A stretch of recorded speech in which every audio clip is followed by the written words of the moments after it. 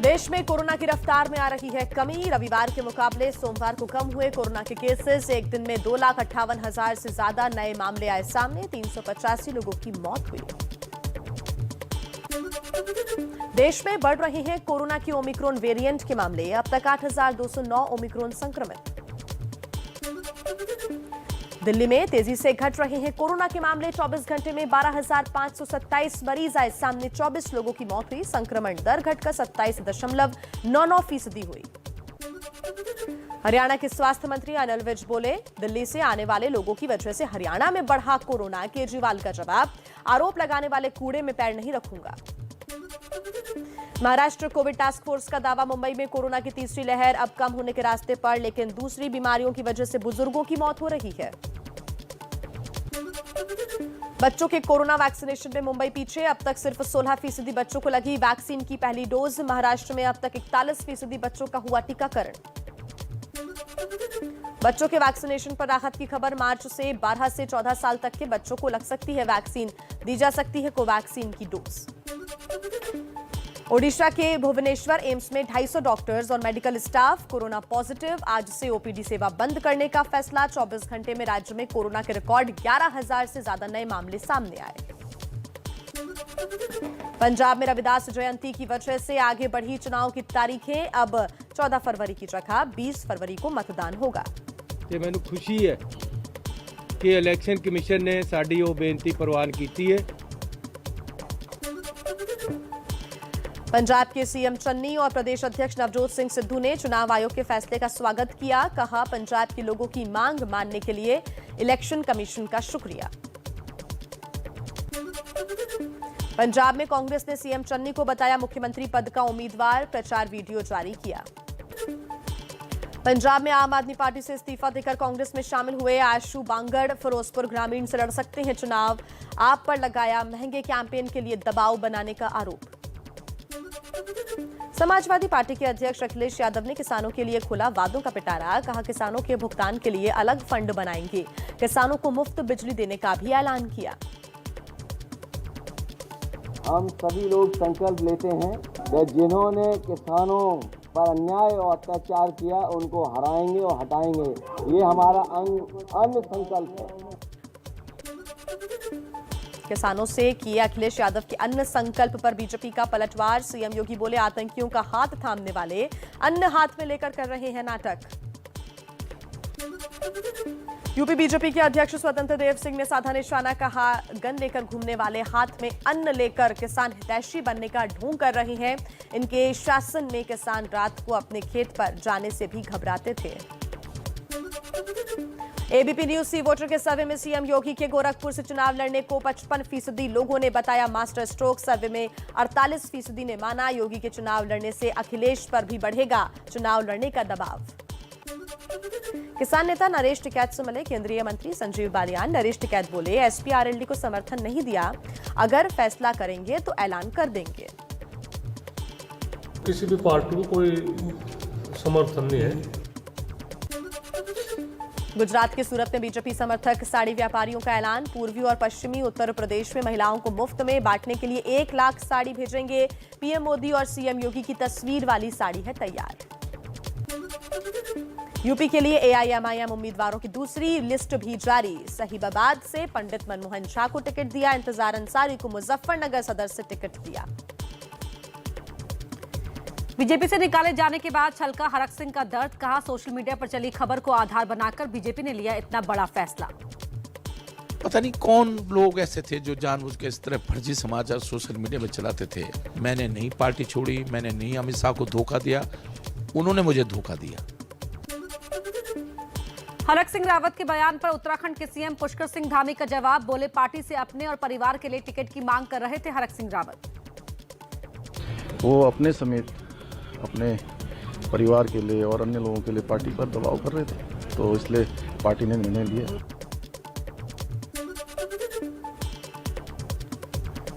ABP news के number 1 show घोषणा पत्र में बोले, कांग्रेस नेता हरीश रावत, बीजेपी से निकाले गए हरक सिंह को कांग्रेस में आने से पहले करना होगा पश्चाताप। जब आप कोई गलत काम करते हैं तो उसके लिए प्रायश्चित भी होना चाहिए। चुनाव से पहले कांग्रेस में बीजेपी की सेंध मारी। उत्तराखंड महिला कांग्रेस की अध्यक्ष सरिता आर्य बीजेपी में शामिल। सरिता आर्य नैनीताल से चुनाव लड़ने वाली थी। महिलाओं को इग्नोर किया जा रहा है, पार्टी में टिकट नहीं दिए जा रहे हैं। शिवसेना नेता संजय राउत बोले, गोवा में बीजेपी दिवंगत नेता मनोहर पर्रिकर के परिवार का अपमान कर रही है। पर्रिकर के बेटे उत्पल को नहीं दे रही टिकट। उत्पल पर्रिकर जो उनका बेटा है, जिसको उस प्रकार से अपमानित किया गया है, वो भी ठीक नहीं। मनोहर पर्रिकर के बेटे उत्पल पर्रिकर को आम आदमी पार्टी का ऑफर। गोवा के उपाध्यक्ष वाल्मीकि नाइक का बड़ा बयान, कहा 5 चुनाव लड़े उत्पल, मैं उम्मीदवारी छोड़ने को तैयार। पीएम मोदी पर दिए आपत्तिजनक बयान पर महाराष्ट्र कांग्रेस अध्यक्ष नाना पटोले की सफाई, कहा मैं एक लोकल गुंडे को मारने की बात कर रहा था, प्रधानमंत्री को नहीं। मी त्या गावगुंड मोदीच्या बद्दल बोललो, देशाचे प्रधानमंत्री नरेंद्र मोदींच्या बद्दल नाही बोललो। महाराष्ट्र सरकार में शिवसेना और कांग्रेस के बीच खटपट। कांग्रेस के कोटे से मंत्री असलम शेख ने बीएमसी के भाई खला चिड़ियाघर के ठेके में करोड़ों के घोटाले का लगाया आरोप। बीजेपी ने मुद्दे को उछाला, बीएमसी में शिवसेना का शासन है। महाराष्ट्र में हत्या के केस में बीजेपी विधायक नितेश राणे की फिलहाल गिरफ्तारी नहीं होगी। बॉम्बे हाईकोर्ट 27 जनवरी तक गिरफ्तारी पर लगाई रोक। पंजाब में आम आदमी पार्टी के सीएम कैंडिडेट का आज होगा ऐलान। दोपहर 12 बजे चंडीगढ़ में दिल्ली के सीएम केजरीवाल करेंगे घोषणा। फोन पोल में 21 लाख से ज्यादा लोगों ने दी है राय, क्या भगवंत मान होंगे सीएम का चेहरा। प्रधानमंत्री मोदी आज वाराणसी के 10,000 से ज्यादा बूथ कार्यकर्ताओं से करेंगे संवाद। सुबह 11 बजे नमो ऐप के जरिए कार्यकर्ताओं को देंगे जीत का मंत्र।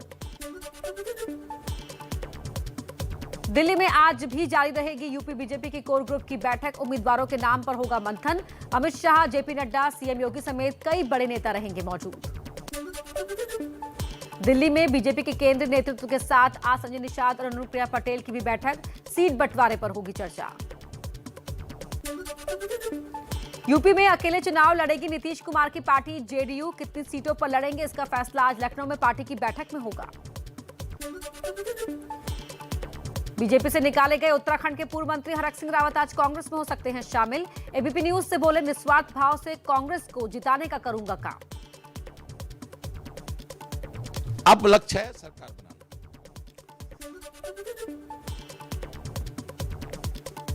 कांग्रेस महासचिव प्रियंका गांधी आज शाम 4 बजे सोशल मीडिया के जरिए रहेंगी लाइव। कार्यक्रम का नाम रखा गया है प्रियंका के साथ लाइव। आजाद समाज पार्टी के अध्यक्ष चंद्रशेखर आज अपनी आगे की रणनीति का करेंगे खुलासा। एसपी से गठबंधन न होने के बाद अकेले चुनाव लड़ सकते हैं। गोवा में आज शिवसेना और एनसीपी के बीच गठबंधन का होगा ऐलान। कांग्रेस अकेले ही लड़ेगी चुनाव। लखीमपुर हिंसा के आरोपी आशीष मिश्रा की जमानत अर्जी पर आज फिर सुनवाई। हिंसा के आरोप में जेल में बंद हैं केंद्रीय गृह राज्य मंत्री अजय मिश्रा टेनी का बेटा। महाराष्ट्र के पूर्व गृह मंत्री अनिल देशमुख की डिफॉल्ट जमानत याचिका पर आज आएगा फैसला। मनी लॉन्ड्रिंग केस में जेल में बंद हैं देशमुख।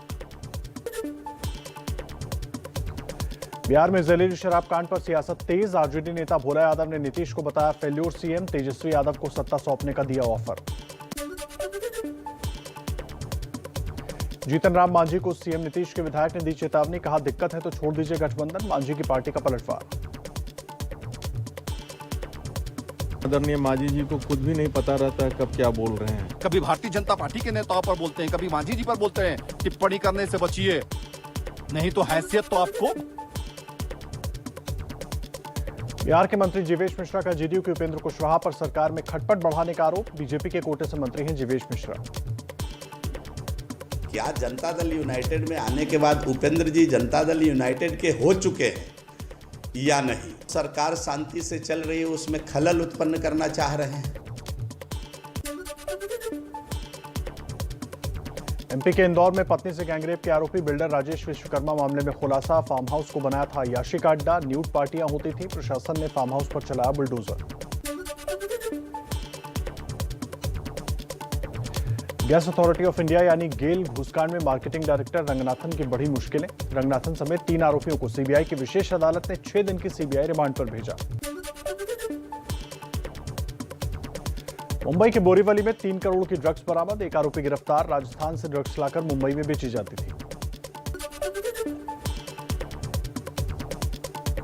दावोस में वर्ल्ड इकोनॉमिक फोरम में पीएम मोदी का संबोधन, कहा भारत ने वैक्सीन से करोड़ों लोगों की जान बचाई, भारत में निवेश के लिए सही समय बताया। भारतीयों में इनोवेशन की, एंटरप्रेन्योरशिप की जो स्पिरिट है वो हमारे हर ग्लोबल पार्टनर को नई ऊर्जा दे सकती है। दिल्ली में परिवहन क्षेत्र में नए युग की शुरुआत, दिल्ली को मिली पहली electric bus. CM Arvind Kejriwal ने बस को दिखाई हरी झंडी।